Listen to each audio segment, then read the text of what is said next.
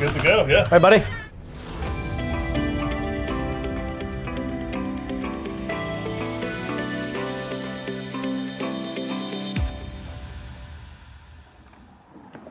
Hi, everyone. Welcome to another episode of Coffee with Father James. I have my Our Lady of Guadalupe coffee mug, and I'm standing here at the front door of St. Peter's Church, our primary location, our central location at Our Lady of Guadalupe Parish here in Dartmouth. I'm standing at the front door for a very good reason. You know, front doors are important. It's very important that they should be unlocked, that you should be able to open them up and enter inside, and that what's inside the front door should be welcoming. And over the last couple of months, we've done a lot of work inside these doors to create a welcoming space. You know what that is. We've closed off the entrance to the church. We've removed a barricade and opened up the space so that we can work and focus on being more hospitable and welcoming to visitors, to newcomers, to people who may not even be all that familiar with church. You know, there is another front door to our parish, and it's not the other front doors of our other locations. I'm talking about in the digital domain. Already for many of us, if we're going to go to a certain place, go to a certain business, or go to a restaurant, we'll usually check it out online first. And it's the true with people who are considering and looking into church. So our online presence is very, very important. And if you've been on our website recently, you'll see that it's fairly functional. We've done a good job at keeping it up to date and keeping the information there, but the look of it was a little tired. It's not to blame anyone. It really represents a style of website maybe from, say, 10 years ago. So for the last year, we've been working to upgrade our website. And here's the good news, or the big news, that we talked about this past weekend that I'm going to share with you. As of right now, as you're watching this video, our new website is live. Now, it is a beta website. Now, what does that mean? It means that it's not perfect. It's a first draft, but it's up there, and we're putting it out ahead of time before it's perfect, because we would like to get your input. We'd like to get your feedback on the look of the website, the feel of the website. Now, I want to give you adequate warning. Whenever we talk about church websites, one of the first questions is, who's your primary audience? Is it for parishioners or for people who are not connected with church? And I would maintain that if we are to be a missionary church in every dimension of our life, that means that a primary focus of everything we do are the people we do not yet have, the people we are trying to reach, not necessarily the insiders. A website, like a church, should fulfill both tasks. We should be able to care for our sheep and help to go forth, to go out. And so a website has to do both. But that's why you'll notice when you first go on the website, the emphasis really is on welcoming people who are new. Now, if you drill into things, you'll see that everything you need to help sustain your life in our parish as a parishioner is present. In fact, this website isn't just a new website. This is what's so exciting. It's also why it's taken us so long to get this up and running.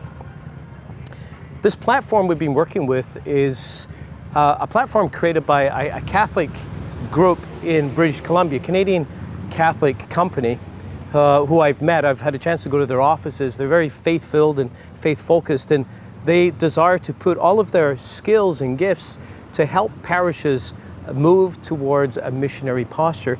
And the platform's name is Tilma. Now, that may ring a bell because the word Tilma is the word that we use to describe the poncho that Juan Diego, Saint Juan Diego, wore when the miraculous imprint of Our Lady of Guadalupe was made. So the framed image that we have in our church is called the Tilma.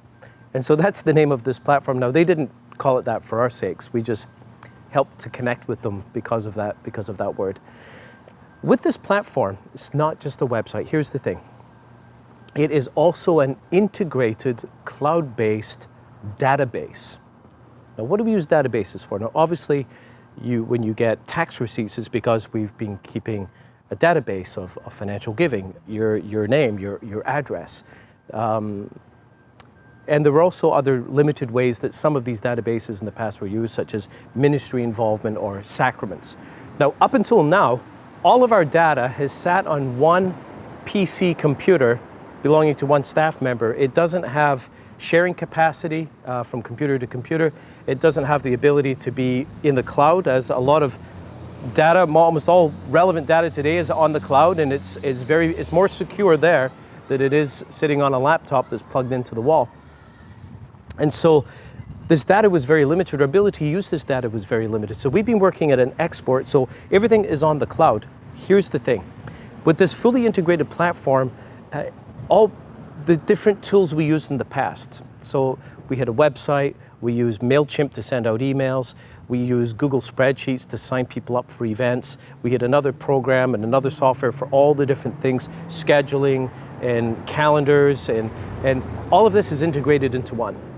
So when you go to our new website, when we launch, say, Alpha or one of our other programs in the fall, if you register, you will be linked up to your profile.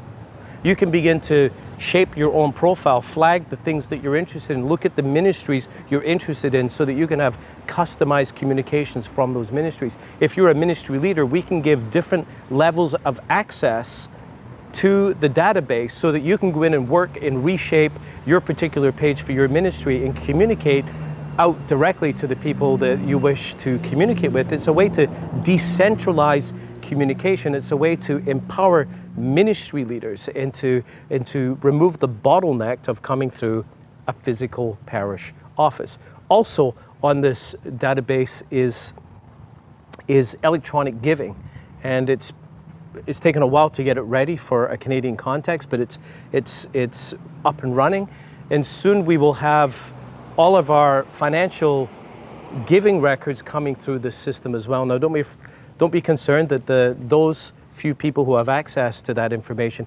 it'll continue to only be a few people. Remember, we can give different levels of access to different parishioners, to different staff members. Finally, every parishioner will be able to access his or her own profile and to begin to shape what it is that you're actually interested in. So I think this tool is going to be a game changer for us in terms of, for instance, so often I'll get a message with someone's name, and I'm not very good at names, I'm better with faces. But I'd often say, well, who is that person again? Whereas now all I have to do is open up my phone, click a button, and then I can know everything there is to know about you. Only kidding. But I can look up, I can find out what's your involvement. Are you involved in ministry? Have you taken Alpha? Have you been in a small group? What are your present interests, et cetera, et cetera. So it's going to help us to not just manage the minimum requirements of parish administration.